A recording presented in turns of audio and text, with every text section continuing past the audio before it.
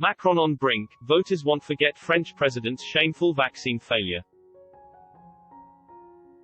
Emmanuel Macron has been warned voters will not forget his immense failures in relation to the rollout of the COVID-19 vaccine in France when they cast their ballots in 2022's presidential election.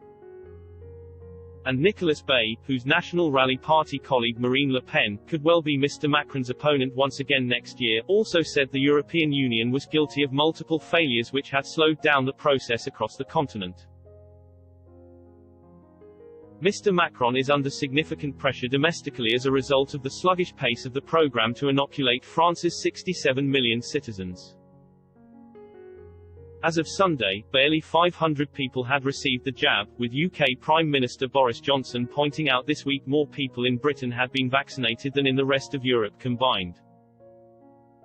Mr. Bay, who is the right-wing party's General Secretary, told Express.co.uk, "It is indeed Emmanuel Macron who makes all the decisions, including the most technical and concrete ones, every week in a totally opaque Defence Council that takes place at the Élysée Palace.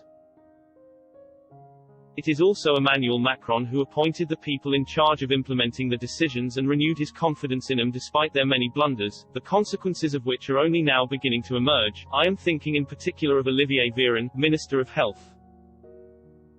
A report published by French newspaper Le Journal de Dimanche suggested Mr. Macron was angry at the situation, but Mr. Bay suggested this was a stage-managed attempt to deflect blame. He explained, "President Macron's responsibility is immense.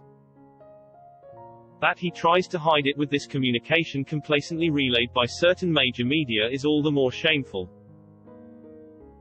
All European countries had hesitations at one time or another. All followed different strategies, none seems to be doing worse than France. The French are quite ready to understand exceptional measures and small mistakes in the face of a totally new situation.